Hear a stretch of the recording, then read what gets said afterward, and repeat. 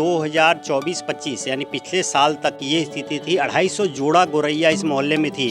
अगर 4:30-5 बजे आ जाते तो आपको लगता था कि किसी जंगल में, जैसे हम लोग किसी घर को देखने जाते हैं, उसमें देखते हैं बाथरूम कैसा है, किचन कैसा है, एंट्रेंस कैसा है, तो गौरैया भी चुनते समय अपने घर को दिखती है गौर से कि उसमें एंट्रेंस जो है कहीं 3 अंगुल से बड़ा तो नहीं है। तो गौरैया एक शाकाहारी पंछी है, वो कीड़े मकोड़े नहीं खाती है, लेकिन उसके जो बच्चे पनपते हैं, जो बच्चे अंडे से निकलते हैं, तो उनका भरण पोषण करने के लिए उसको वो कीड़े खिलाती है। एक बार एडॉप्शन अगर उसने घर को कर लिया तो जब भी वो उसको अंडा देना होगा तो उसी घर में आके करेगी।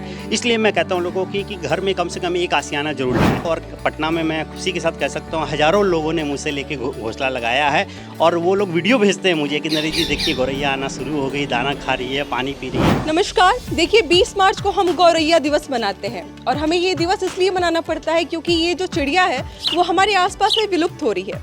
लेकिन हमारे समाज में कुछ ऐसे लोग हैं जो इसकी जागरूकता पे काम कर रहे हैं। उन्हीं में से एक नरेश जी हैं पटना से हमारे साथ में, जो ऐसे जो बर्ड हाउस है वो बनाते हैं और इस बर्ड हाउस के कारण क्या इस हमारे इन्वायरमेंट में क्या परिवर्तन आया है, इसके बारे में हम बातचीत करेंगे। सबसे पहले सर बहुत बहुत स्वागत है आपका। Thank you so much. पहले तो मुझे ये बताइए कि गौरैया पे आप क्या काम कर रहे हैं? देखिए कई सालों से मैं गौरैया पे काम कर रहा हूँ और इसकी प्रेरणा मुझे पटना के एक संजय कुमार जी है जो पीआईबी में कार्यरत हैं, उनसे प्रेरणा मिली थी। वो गौरैया पे कई किताबें भी लिख चुके हैं, तो उनसे मैंने सीखा। उन्होंने पहला एक संदेश दिया था कि आप दाना पानी रखिए और मैंने उसकी शुरुआत की। आप देख सकते हैं मैंने ये छत पे और कई जगह पे दाना पानी का इंतजाम किया और वाकई में उसका मेरिकल हुआ ये कि चिड़िया आने लगी। और जब गौरैया एक सामाजिक पंछी है, जिस वहाँ उसको जहाँ दाना पानी मिलेगा वहाँ उसकी संख्या बढ़ती है। तो पहले एक गौरैया आई, फिर वो अपने साथी के साथ आई, 2 हुई, 4 हुई और एक समय था 2024-25 में कि इस मोहल्ले में 250 जोड़ा गौरैया था और केवल दाना पानी से। पिछले साल के बारे में बात जी हाँ, केवल दाना और पानी के कारण में। लेकिन कहते हैं ना कि सामाजिक पंछी है, पलायन करती रहती है, तो आज इस मोहल्ले में है, कल उस मोहल्ले में, तो कह सकते हैं एक लुप्त होने की कगार पे है, लेकिन अगर हम लोग चाहें तो उसे बचा सकते हैं। देखिए अभी मैं पढ़ रही थी आने से पहले, तो बहुत सारी चीज़ें, बहुत सारा नुकसान जो है वो उसके बारे में हम देख रहे थे कि गौरैया के नहीं रहने से क्या क्या चीज़ें खराब हो सकती हैं। तो पहला तो कि ये कीट वगैरह जो है वो खाती हैं, जिसके कारण हमारा जो प्लांटेशन होता है, हमारा जो कृषि होता है वो बहुत बढ़िया होता है। अगर वो ना रहे तो हमारा जो कृषि है वो बहुत खराब होता है। इसके साथ साथ इकोसिस्टम को अगर हम देखेंगे ना तो इकोसिस्टम भी बहुत डिसबैलेंस होता है। तो आपको क्या लगता है क्या क्या नुकसान आपने देखा है ना रहने के कारण? देखिए कई तरह की समस्याएं आती हैं। देखिए हम लोग जो कहते हैं ना, आपने जो बहुत अच्छी बात कही कि कीटों का जो खा के वो खेत को मतलब सुरक्षित करती थी, तो वो ऐसे कहा जाए तो गौरैया एक शाकाहारी पंछी है। वो कीड़े मकोड़े नहीं खाती है, लेकिन उसके जो बच्चे पनपते हैं, जो बच्चे अंडे से निकलते हैं, तो उनका भरण पोषण करने के लिए उसको वो कीड़े खिलाती हैं। और अब इसकी इतनी बड़ी कमी हो गई, लोग इंसेक्टिसाइड यूज़ करने लगे, कीड़े मारने वाली दवा यूज़ करने लगे खेतों में, तो इस कारण से कीड़े रहे नहीं खेत में। और खेत में कीड़े नहीं रहे तो गौरैया नहीं रही, क्योंकि उनको बच्चे को खिलाने के लिए, भरण पोषण के लिए कीड़ा मिलता नहीं था, तो बच्चे धीरे धीरे मरते गए। और इसी कारण सबसे बड़ा कारण है कि आज गौरैया यहाँ से लुप्त होते जा रही है। और हम लोगों को प्रयास करना होगा, ये नहीं कह सकते कि नहीं होगा, होगा ज़रूर होगा। अगर आप दाना पानी रखेंगे तो गौरैया फिर से आपके आंगन में चहचहाएगी। ये जो आप बर्ड हाउस देख रहे हैं, क्या अगर हम इसको घर में लगाते हैं तो ये जो विलुप्ति के बारे में हम बात करते हैं ये कम होना शुरू हो जाएगा? जी हाँ, बिल्कुल। देखिए गौरैया जो है ये रहने के लिए अडॉप्ट नहीं करती है, ये अपने बच्चे देने के लिए अडॉप्ट करती है, यानी अंडे देने के लिए अडॉप्ट करती है। ये मतलब मार्च एंड से लेके, मतलब फरवरी एंड से लेके आपको अप्रैल मई तक ये अडॉप्शन का समय रहता है। वो अपना घर चुनती है, घर चुन के बाद में दोनों नर और मादा, नर जो है उसका देखिएगा आप पहचान होती है, उसके सर पे ब्लैक हेड रहता है, काला रंग का हेड रहेगा, वो नर है। और जो एकदम पूरा एकदम एक कलर की रहती है वो मादा है।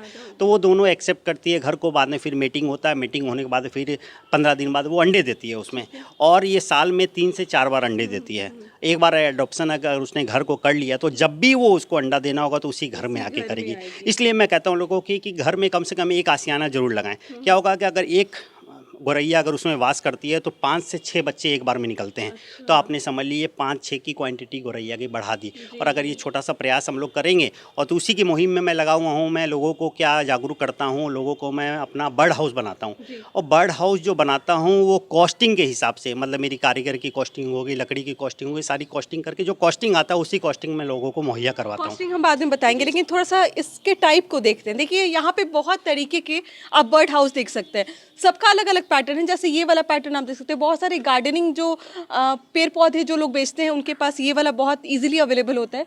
इसके साथ बहुत टाइप के हैं, बताइए मुझे किस किस तरीके का ये अलग अलग स्ट्रक्चर है, 5x5 की ये साइज होती है। और ये होल जो होता है ये भी साइंटिफिक रीजन के हिसाब से बनाया जाता है। ये नहीं कि जैसे ही जड़ा बड़ा होल कर दिए तो हम लोग आ जाएंगे गोरैया, ऐसा नहीं है।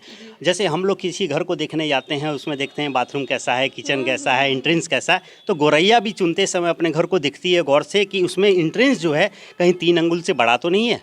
अगर देखिए 3 अंगुल से अगर बड़ा होता है होल तो उनको ये डर रहता है कि कहीं परजीवी अपना चोंच घुसा के अब मेरा बच्चे ना निकाल लें, अंडा ना निकाल लें।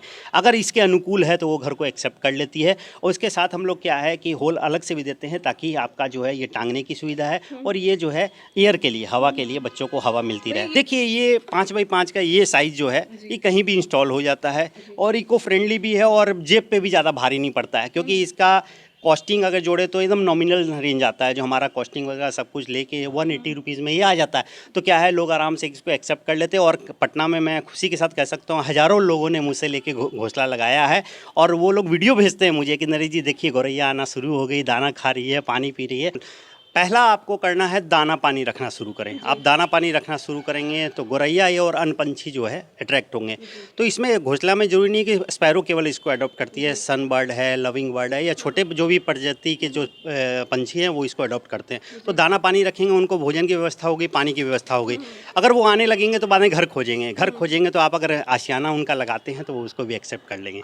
आपने अपने घर में कितना कुछ लगाया हुआ है? देखिए मेरी घर की 2 बैल्कनी है। इस साइड दोनों बैल्कनी में ऊपर से नीचे तक मैंने गोरैया के घर लगाए हुए हैं। और अभी आपने देखा होगा कि उसमें सभी में गोरैया ने अपना तिनका डाल के घोंसला बनाया हुआ है, और वो कुछ ही समय में अंडे देगी, और अंडे देने के बाद उसमें से बच्चे निकलते हैं। एक बार में 5 से 6 बच्चे निकलते हैं। नरेश जी, कितनी संतुष्टि होती है कि जिसकी विलुप्ति के बारे में हम बात कर रहे हैं उसको आप आश्रय दे रहे हैं, और आपने जो एक छोटा सा प्रयास किया है इस मोहल्ले में, आप बता रहे हैं कि इतने सारे जोड़े आपने देखे हैं, तो कैसा लगता है जब आप प्रयास कहीं ना कहीं रंग लाता है और सामने नजर आता है? देखिए बहुत सुखद एहसास होता है, और मुझे बचपन से ही पशु पंछी और पर्यावरण से, पेड़ पौधों से बहुत प्यार था, और जो हरियाली आप देख रहे हैं उसी की देन है। आज मैं जहाँ भी जाता हूँ मैं सबसे पहले ये देखता हूँ वहाँ हरियाली है कि नहीं है। और पटना में मैं घूम घूम के पौधे भी लगाता हूँ और उनको पेड़ बनाता हूँ बड़े करके। और इसी की देन थी कि मेरे मोहल्ले में कुछ लोग इसका विरोध करते थे कि आप यहाँ बर्ड हाउस लगा रहे हैं, दाना पानी रख रहे, चिड़िया आएगी, घर गंदा करेगी वगैरह वगैरह। लेकिन जब लोग देखने लगे कि चिड़िया आ रही है, बच्चे दे रही है, तो लोग अपने खुद बैल्कनी में है दाना पानी के इंतजाम करने लगे। आपने एक चीज़ और बोला था कि इतनी ज़्यादा चिड़िया यहाँ पे रहती है कि बात करना बहुत मुश्किल हो जाता है। मैं बता रहा हूँ ना, 2024-25 यानी पिछले साल तक 25 तक ये स्थिति थी। 250 जोड़ा गोरैया इस मोहल्ले में थी। अगर 4:30-5 बजे आ जाते तो आपको लगता था कि किसी जंगल में है। कई यूट्यूबर्स आए यहाँ पे, कई मीडिया चैनल आए जिन्होंने यहाँ की फुटेज ली है, और वो लोग आश्चर्यचकित रहते थे कि मोहल्ले में जो लोग कहते हैं गोरैया दिखती नहीं है, वो मोहल्ले में इतनी गोरैया है। तो दाना पानी आप लोग रखिए और गोरैया आएगी, इसकी मैं गारंटी देता हूँ। तो थोड़ा सा नरेश ये बताइए कि अगर कोई आपसे परचेज करता है ये, तो वो कहाँ और कैसे लगा सकता है? सुटेबल जगह कौन सा होता है? देखिए इसकी एक छोटी सी तकनीक है कि आप खड़े हो जाइए, आपकी हाइट 5 फीट है, आप अपना हाथ उठाइए और हाथ आपका जहाँ जाता है उसके ऊपर में आप ये इंस्टॉल कर दिए। इसका सबसे बड़ा रीज़न ये है कि पंछियों को ये सुनिश्चित हो जाता है कि नीचे से कोई बिल्ली, अगर कोई परजीवी है, उस पर झपट्टा नहीं मार सके। प्रोटेक्टिव है। इंसान भी अगर चाहे तो हाथ बढ़ा के उसमें से बच्चे या कोई उसको छेड़ नहीं सके। और चिड़िया में सबसे बड़ी ये है कि अगर आप एक बार उन बच्चों को छू लेते हैं या अंडों को छू लेते हैं तो बाद में वो उसको अडॉप्ट नहीं करती है। तो इसलिए ध्यान रखें। मैं आप लोगों से आग्रह भी करता हूँ, अगर आपके घर में आपने बर्ड हाउस लगाया है और अगर गोरैया आती है, अगर अंडे देती है, बच्चे निकलते हैं, तो उसको छुए नहीं बिल्कुल भी। अगर आप छू लेते हैं, टच कर लेते हैं, तो गोरैया बाद में उसको अडॉप्ट नहीं करती है। आपसे लोग कैसे खरीद सकते हैं? क्या आपका कोई कंपनी का नाम है या फिर कैसे आप सेल करते हैं? देखिए मैं पेशे से तो मेरा दूसरा बिजनेस है, मेरे कपड़े का बिजनेस है, लेकिन ये शौकिया बिजनेस है। और बिजनेस नहीं कहेंगे इसको, मैं एक अपनी कॉस्टिंग पे लोगों को मुहैया करवाता हूँ। जी हाँ। तो हर साल 22 मार्च को बिहार दिवस के मौके पे गांधी मैदान में फेयर लगता है। 3 दिवसीय फेयर लगता है। उसमें मुझे पर्यावरण विभाग के काउंटर में मुझे काउंटर मिलता है पंडाल में, और वहाँ पर मेरा ये काउंटर लगता है जिसपे बर्ड हाउस, बर्ड फीडर वगैरह सब मैं वहाँ पर रखता हूँ। और ऐसे लोग जो मेरे सोशल मीडिया पर जुड़े हुए लोग हैं, वो मुझे नंबर लेके मेरे मोहल्ले में आके खुद मेरे घर से यहाँ से लेके जाते हैं। देखिए ये जो आप देख रहे हैं ना बर्ड हाउस, इसका जो कॉस्टिंग पड़ता है, इसका जो भी सामान इसमें लगता है और साथ में जो लेबर इसको बनाते हैं, इसको लेकर ये अगर आप रिटेल में बात करें तो 200 रुपये में आपको अवेलेबल हो जाएगा। जो ऑनलाइन अगर आप जाके सर्च करेंगे तो ये 400, 500, 600 तक का मिलता है। इसके नीचे भी कई तरीके की आपको यहाँ पे बर्ड हाउस नज़र आ जाएंगी।